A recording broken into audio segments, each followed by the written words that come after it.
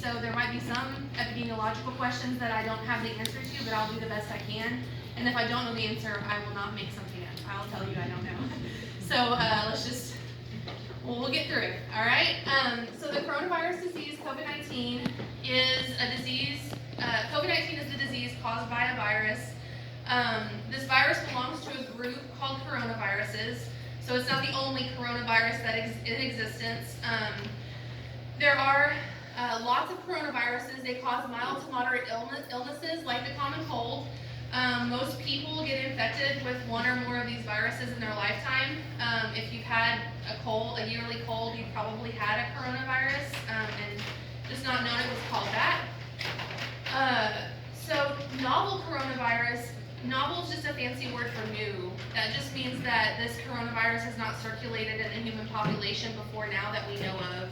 And recent novel coronaviruses that have caused illness in humans, as an example, are the Middle Eastern Respiratory Syndrome, or MERS, which I believe they believe was transmitted from a camel to a human being, and the Severe Acute Respiratory Syndrome, or SARS, and then coronavirus disease is what we're experiencing now, COVID-19. So a little bit about COVID-19's history. The very first case, the very first presentation of pneumonia with an unknown cause identified in Wuhan, China, that was the very end of 2019, the end of December. There was a group of people that were all experiencing similar symptoms, and the public health there wasn't sure what was happening. The first case of COVID-19 identified outside of China in Thailand, that happened on the 13th of January in 2019. The first travel-related case of COVID-19 being identified here in the United States was in Washington on the 21st of January. And then the first non-travel related case of COVID-19 identified in the United States was the 26th of February. Other than close contacts to family members, this was the first community spread case that occurred in the United States that we knew of. So what are the symptoms of COVID-19? The symptoms are similar to other respiratory illnesses. These symptoms include fever, cough, and shortness of breath. They can be mild to severe. I want to point out, and the news may or may not tell you this, but about 80, according to the data right now from the World Health Organization, the WHO, about 80% of the individuals that are infected with COVID-19 will experience mild symptoms. They won't need the doctor or to go to the hospital. They'll probably just take cold medicine, Advil, Tylenol, that sort of thing. Only about 20% of the cases are severe enough to need hospitalization, supportive care of that magnitude, or even a doctor visit. How is COVID spread? It's spread from person to person through respiratory droplets. Respiratory droplets are bits of moisture produced when someone coughs or sneezes. So it spreads very similar to the way that the influenza spreads. You cough or you sneeze on a surface and someone touches the surface and touches their face, or more commonly, someone sneezes or coughs and those droplets land on your face and get into your eyes or your mouth or your nose. Respiratory droplets can spread illness up to 6 feet away. We're not practicing good social distancing here. I understand that this is counterintuitive to what we're telling people to do, but I'm sure the judge agrees that it's just an important meeting for everybody to be educated and to be on the same page. But if you are coughing or you're not feeling well, please leave. So people are thought to be most contagious when they are symptomatic. So if you're, so there's a lot of questions around, asymptomatic people, or people who don't feel sick spreading the virus. I'm not saying it's impossible, but it's much more likely for a sick person to be spreading the virus than a person that appears to be well.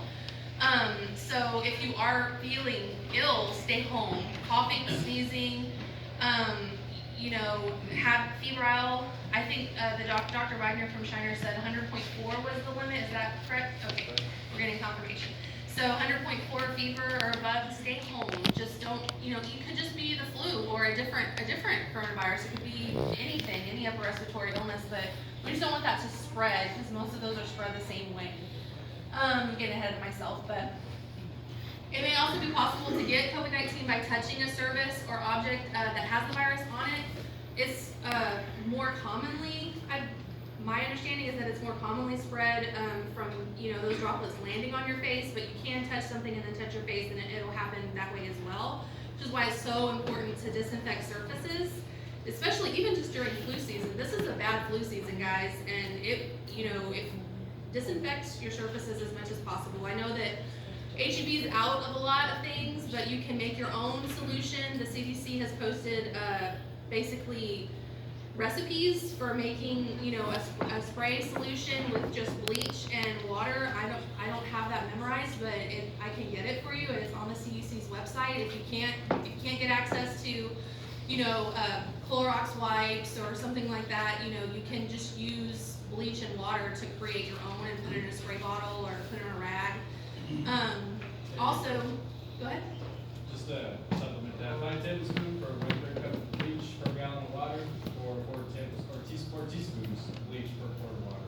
4 teaspoons of bleach per quart. Or 5 tablespoons or 1/3 of a cup of bleach per gallon of water. 5 tablespoons for a gallon. Okay. Thanks, Raleigh. Okay. So how can I stop the spread? So I know that y'all are tired of hearing this. I know everyone's tired of hearing this, but it is true, and that's why people keep saying, wash your hands. Wet your hands, apply soap, wash your hands for 20 seconds. And a lot of people wash their hands after they use the restroom and before they eat, but they don't wash their hands for long enough, and they don't get all of their hands clean. So the back of your hands need to get clean, in between your fingers and under your fingernails need to get clean. So don't be lazy when you're washing your hands. Do a great job. Pretend like you're getting graded on it. Make sure that you rinse your hands well, all the soap off, and make sure that you dry your hands and then turn off the water with a paper towel or your elbow or something when you're not touching it with your hand. Okay, avoid close contact with sick people. No touching, shaking hands, hugging, or sharing food and drink. Avoid touching your eyes, nose, and mouth. I don't think people understand or realize how often we touch our faces. People with glasses, sunglasses, your nose is itchy. Everyone's nose is going to be itchy now that I said that. You got something in your eye, or you're trying to fix your makeup, or I'm not saying not to touch your face, but just don't do it with dirty hands. So be cognizant of the fact that you're about to touch your face and maybe use some hand sanitizer or wash your hands. And then stay home when you're sick. Stay home when you're sick. How else can we stop the spread? Cough into your elbow instead of into your hand.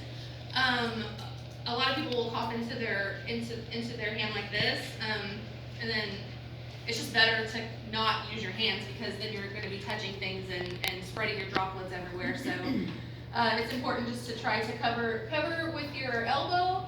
If you do use a tissue, don't use the same tissue. So I'll see people, I'm sure we've all seen them, they have a cough and they'll cough into the same tissue and then set the tissue on the table and then keep picking it up to cough in it. But we really would ask that you would just cough or sneeze into that tissue and then throw that tissue away and then clean your hands. So if you can clean and disinfect frequently touched objects and surfaces using regular household disinfectants. So the CDC and the Environmental Protection Agency have a list of approved cleansers on the website that you can use. Pretty much anything you use to disinfect your house will work. Any household cleaner, you can turn it over and check the label. But COVID-19 is not like a super virus or something where it can live through things that other viruses cannot live through. It will be killed by any common household chemical that is used to disinfect your house regularly. What should I do if I feel sick? So first off, you can just limit your contact with others. Don't go to work. Separate yourself from other people and animals in your home. So if you're not feeling well, go in a bedroom and just shut the door. I know that's, if you have small children or something, it may not be possible, but do the best you can to at least maintain a 6 foot distance from them, so that if you do cough or sneeze, those droplets don't land on their faces. And if you can, isolate in your home if you're not feeling well. Just stay in a bedroom, close the door. Don't go to work or school. Avoid crowded areas. And then if you have to go out and you're coughing, wear a face mask. And if you don't have access to a face mask, because we're in a PPE shortage right now, and you have to go to the doctor, well, as soon as you get to the doctor, ask the doctor's office receptionist for a mask if you know that you're coughing, so that they can put it on you, and maybe even, they might even at this point, depending on their capacity, take you back and not leave you in the waiting room, take you to a room and close the door so you're not coughing on people. Seek medical care if needed. Don't be afraid to go to the doctor. The doctors have to protect your health information. They can't share that information with the public. So I just want everyone to know, if you need medical care, you need to call your doctor's office and give them a heads up that you're headed there if you're experiencing flu-like symptoms. That way they can prepare for your arrival. But definitely, if you're feeling bad enough to go to the doctor, you need to go. And just give them a heads up ahead of time. If you do require emergency medical services or EMS, please let the dispatcher know. Hey, I'm experiencing flu-like symptoms and I'm worried about the EMS unit. So that they can let the the EMS unit, the paramedic or the EMT basic, they can let them know to don the appropriate protective equipment. That way that they're not putting themselves in jeopardy if they have to come get you. And you could just have the flu. But regardless, just go ahead and let dispatch know if you're experiencing flu-like symptoms. That way they can protect the first responders. So stop the spread of germs. If you're feeling sick, increase your hand washing. Avoid sharing personal items like dishes, glasses, eating utensils, towels, or bedding. And then be sure to wash those items thoroughly and clean surfaces daily. So that's doorknobs, counters, tabletops, bathroom fixtures, electronics, and other things that your hands touch a lot. So what is the public health response? What are we doing, and what are we trying to do? So we're trying to educate, which is what I'm doing here today. I'm trying to ease your fears and educate you on what COVID-19 is, so that we can respond appropriately to this. And we're also monitoring, so the epidemiologists are busy monitoring case counts, individuals that may have been exposed. They're checking on those people. They're having them check their temperature, having them make sure that they don't have any flu-like symptoms. And then they are managing and monitoring contact cases. So if we have a positive contact, they're going to do a contact investigation. Like if we have a positive patient, they're going to investigate who was in contact with that person and let those people know to be careful and to call us if they start experiencing any symptoms. And then testing. So we're working with clinicians to assess risk, and we're ensuring correct testing is done in a timely manner. What the doctor was explaining earlier, that the public health labs in Texas are very limited right now on what they can do in a day. The LRN, or the Local Response Network laboratories, are working to expand their testing ability. But right now, each LRN lab can only handle about 25 tests a day. And there are, I think, 10 in Texas. So that's 250 tests a day. So we have, we would love to test everybody, but that is why there is testing criteria. It's not because we don't want to know if people have it. It's because we are trying to save the tests for the people that are the sickest, or the people that have been exposed, that are the most at risk for having caught it from someone else. We are working diligently as a state and a nation to expand testing capacity so that we can hopefully get more people tested and really get visibility on how many people are infected with it.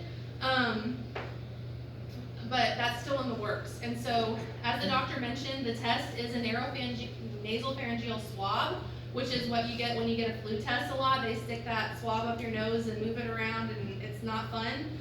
But if you do need testing, you don't have to go to a special place. Any doctor or clinic that usually tests for the flu has the right equipment, and there is guidance for them on the DSHS website on how to mail that off to the lab to get it tested. And if you have more questions about testing, we can go after that. We can go through that after this, and I'll do the best I can to answer your questions.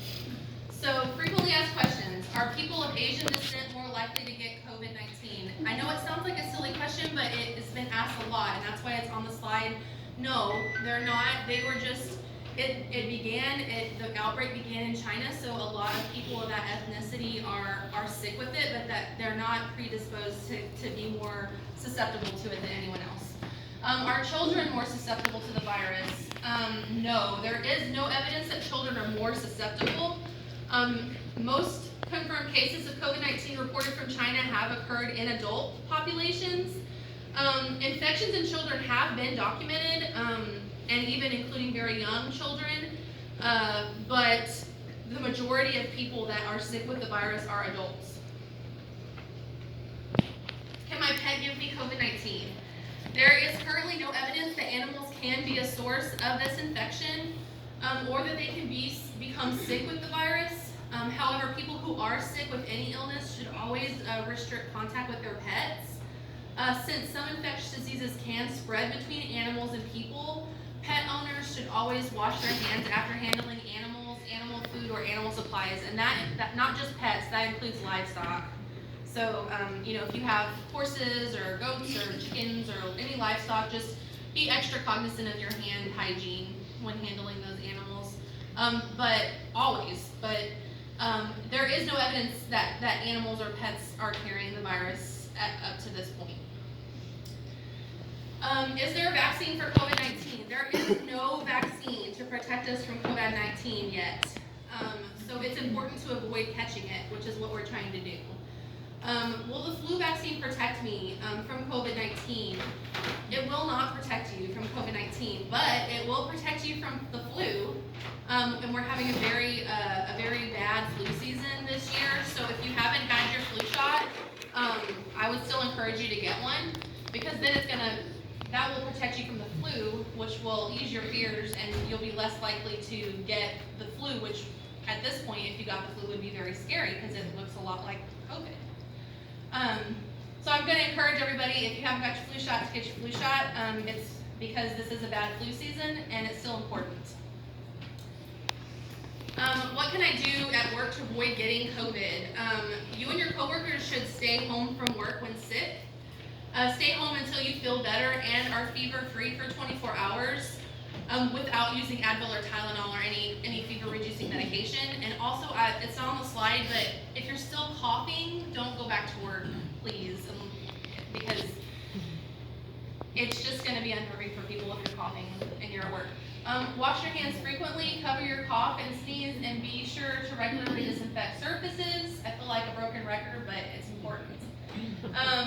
Employers should have soap and water or alcohol-based hand sanitizer available so that people can practice good hygiene, hand hygiene.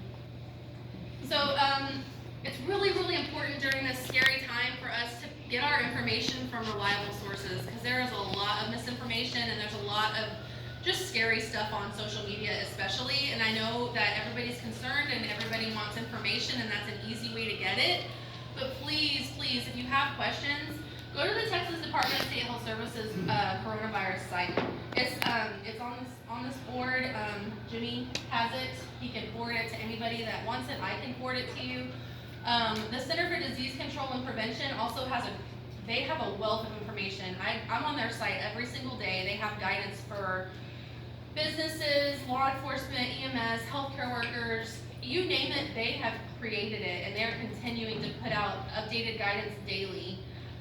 You can check their website. They have a document that I sent to Jimmy Harless, and I can send to anyone who wants it. They've created a document. It's communication mitigation strategies for different organizational groups. It has a table that has schools, for example, and then it has 3 columns of what to do if there's no community spread in your jurisdiction. How do we respond to mitigate the possibility? And then if you have a community spread, this is the steps that we need to take to mitigate the situation. And then if you have widespread community spread, there's a 3rd column, and there's 5 different organizational types that they have a different chart for. It's really great information, and we can get that to anybody who wants it. And then the World Health Organization's website is also just a wealth of information. So if you need to contact public health, if you need to contact my office, if you have questions questions specific to a case here or anything like that, and this is the number that the doctor's offices in the hospital are using to contact our epidemiology department. It's the bottom number. It might be too small to read. I'm going to read it out. It's 210-949-2121. And now that is going to be the number used for specific questions related to epidemiology investigations here in this county or in a neighboring county. If you have just general questions for the health department that aren't specific, that you don't need our regional office, you can email. Our central office has a strike team of nurses that are working from 7 o'clock in the morning to 8 o'clock at night, 7 days a week to answer questions, just general public questions. You can email coronavirus@dshs.texas spelled out .gov. Again, that's coronavirus@dshs.texas spelled out .gov. And then that last slide just says keep calm and wash your hands. Yes, One of the things that I wanted to say, you talked about going home if you felt sick. If you have a positive screen, your provider tells you to go home because they're worried about you possibly you've been exposed, you need to stay home for 14 days. Not just till you feel better, you need to stay for 14 days. If you test positive, you have to stay at home until you have 2 negative tests, and then you can leave the house. So this, if we don't have anybody positive but I wanted y'all to know that if you have a positive test or if someone's told you to stay at home, your health provider for 2 weeks. Okay, yes. I just want to get that across. Sure, absolutely. Go back to work. And so if you are a PUI, if you're a person under investigation, on top of the doctor sending you home, an epidemiologist will contact you directly after they've gotten the information from your doctor and give you specific instructions on how to quarantine yourself. And then if you are positive and you're remaining at home because you have mild illness, again, the epidemiology team will work with your local health provider to give you instructions on exactly what steps you need to take to stay home until you're better, until you have 2 negative tests. I was just, those were just general, like for flu and stuff, but yes, you're right. If it is COVID-19, there are different guidance, and the EPIs will work with your health providers to get you informed, and you'll know exactly what you're supposed to be doing. Does anybody have questions? Don't be shy. After you have the 1 negative test, how long do you have to wait to have the second test? So if you are positive with COVID-19 and then you've gotten over it and you have a negative test, there has to be 2 negative tests back to back, 24 hours apart at minimum. So when you start to feel better, they'll probably take a swab from you every day until they get 2 negatives back to back. Consequences if you don't follow the voluntary isolation? So the consequence, he's asking about the consequences if you don't follow isolation and quarantine. There are orders from the local health authority. If you have one in this county, I think it's Dr. Ringsdorf, is it? Dr. Ringsdorf, the local health authority? I believe so. I apologize. I've been in so many counties. Dr. Hines. But whoever the local health authority is will issue a quarantine and isolation order, and it is enforceable by civil court. So there'll be civil repercussions if you did not obey those. Could you mention then the importance of who we are trying to protect? The people Yes. that we are trying to protect and why? Absolutely. So the people that are most susceptible to the virus, and I'm sure you've seen this, so I'm going to reiterate it, are older adults, and then people. They're saying 65 or older, but older adults, and then people who have a predisposition for illness, or people who have underlying health conditions like diabetes, heart disease, cancer, COPD, asthma, things like that. You don't have to be older, but if you have those, you're also at a higher risk for having a severe case. And then if you're older and you have those underlying health conditions, you're definitely more at risk for having a severe case than others. And then this isn't in the slideshow, but I am going to talk a little bit about why the judges and the mayors are asking you not to congregate, and that is because how I just explained it, it spreads person to person. The less people that you are around, and the less people that you're speaking with, and that you're touching, and the less surfaces you're touching, the less likely you are to get the virus. and the less likely you are to spread it to others if you do have it. And we're trying to, at this point, I don't think that, like the doctor said, it's gonna happen, people are gonna get it. I don't think that we're expecting to completely stop the spread of it. What we're trying to do is slow it down where the healthcare system is not completely overwhelmed with people, because if we have a spike like they did in China, we're gonna see a lot more people that are dying from it because they're not getting the supportive care that they need. So the very, very few people that do actually get a severe case of it can't get into the hospital to get cared for because it's overrun very well, or it's overrun with people with mild cases. And so the social distancing is to protect everybody and to slow the spread so that hopefully it will be spread over a longer period of time and people have a chance to recover before more people get it, so that we don't have millions of people sick at once. Does that make sense? Okay. Can I ask you a question? Yes, sir. It'll be more like demographic, like if we lived in the outer edge of the county, was the county gonna be totally involved with all cases in their county? Or is it gonna be, like, we go to Seguin, you know, we're from Nixon, or you know, most of our medical attention out of the county. Is the county still gonna get involved if there's a case in, let's say, Nixon, Texas?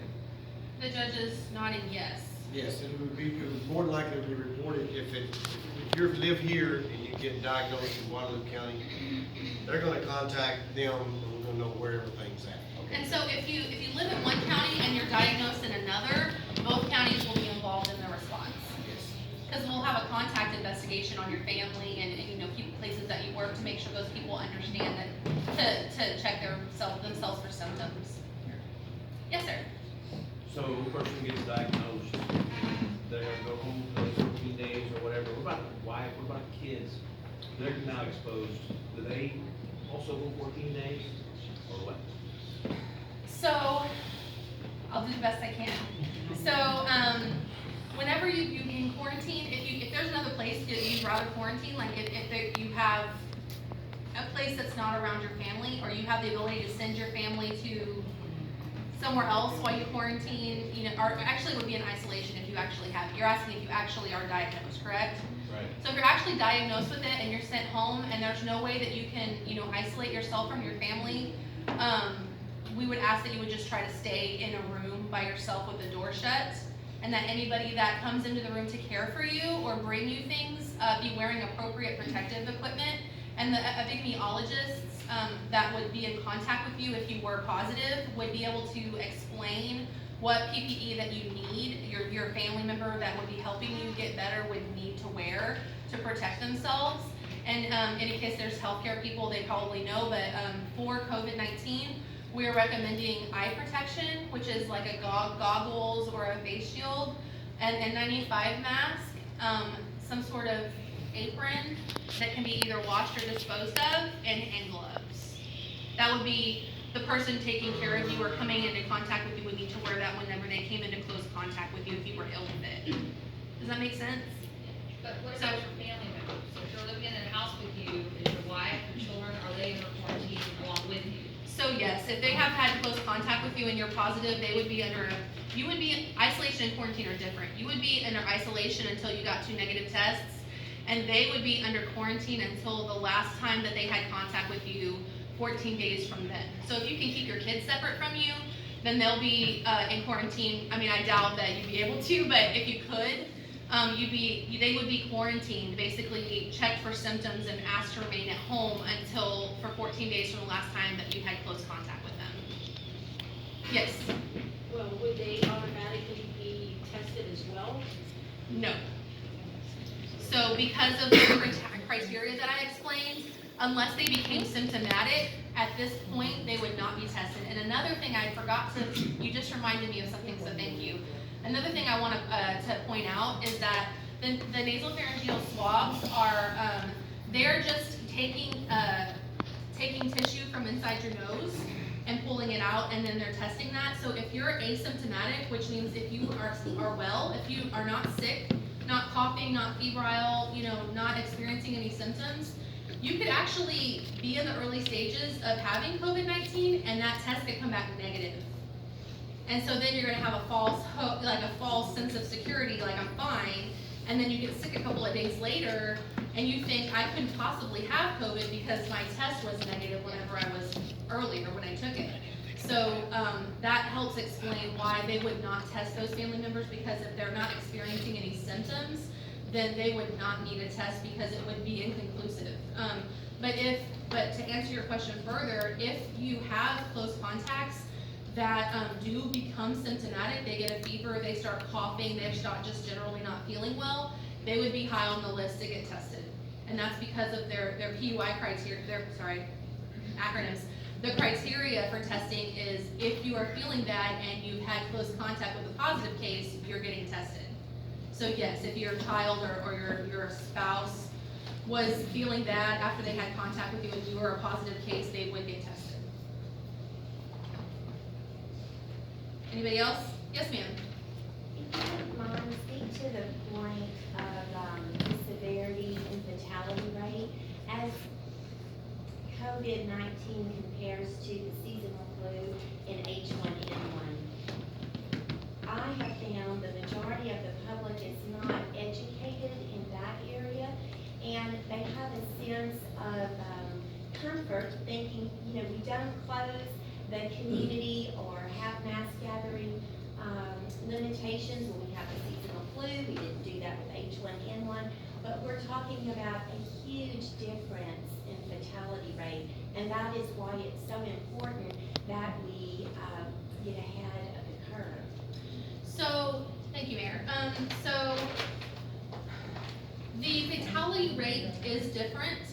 We have years and years and years of influenza knowledge, and we can go back and we can see what vaccine has done for our population in terms of how it has lessened the amount of death that is associated with the flu, the seasonal flu, and we have Tamiflu, which can ease some of the symptoms and cause the flu to not be as severe as it would normally be. So we have treatment for the flu. We don't have any of those sorts of treatment for COVID-19, which is part of the reason why it is the numbers are higher, why it's more deadly at this point. Also, we're looking at 3 months of data. So we're not looking at a whole lot of information, and we're doing the best we can to try and learn about this virus as we're experiencing this. It does have a higher mortality and morbidity rate than the regular flu because we don't have a vaccine. So more people, so even if you get flu but you've had the vaccine, you're going to get a less severe case of it. And so we don't have that ability to lessen the severity of COVID-19 if you're going to get a severe case. And we don't have any, currently don't have any antivirals that combat it yet. There are some that are being tested, but we don't have any conclusive data with that yet, so we don't have any antivirals to give people that do have a severe case. So the flu rate is lower, it's less than 1% of fatalities. But I looked last night at the CDC's website on the flu burden of the United States, and they estimate that about 30 to 50 million Americans have gotten the flu this year. That's a lot of people, and that they estimate that between 20 and 50,000 people have died from the flu this year, and people aren't afraid of that. But it does still kill people, and even with everything that we have against it. So COVID does have a higher death rate, Mayor, and that's partly because we don't have any treatment for it. But it doesn't kill everybody, and I think that is, I don't want everybody to be afraid. If you're elderly, if you have underlying health conditions, you're more likely to have a severe case. But it is a higher mortality rate than the flu, and so yes, we should be concerned about it, but we shouldn't panic. It's about 3% right now. Three, depending on the part of the country, or sorry, the part of the world you're in, it's about 3% right now of people that have a severe enough case to pass away from it. And they usually are elderly and or have some sort of underlying health condition that complicates their case. It's usually pneumonia that they get as a result of having been infected with COVID. And there are things that can be done to prevent pneumonia. So, does anybody have additional questions? Yes, sir. Is it better for us that we're having this hit us now at the end of what they call the flu season or in warmer weather? Is that gonna be a benefit to us, the hotter weather coming up? Now, this is just my opinion, but yes, I think so. I mean, flu season doesn't end until May, and we are still experiencing a lot of flu-like illness, and flu, and people testing positive for flu, but I am glad it didn't start in October, where, when it would be almost impossible to tell who has what. So yes, as we go into the summer, hopefully we'll see a decrease in flu, and it'll be easier to determine who has it and who doesn't. Yes, ma'am. Once you get it and you take the steps and quarantine and all that, and you're over it, can you get it again? There is, as far as I know, that you build an immunity, and there is no case that I am aware of, and I've been looking on CDC and the World Health Organization's websites regularly for that data, because there's a lot of rumor about that you can get it twice. There are no known cases of someone getting it twice. So as far as we know, you build an immunity to it like you do other viruses, and you can't get it again unless it mutates like the flu does, but we don't know that yet.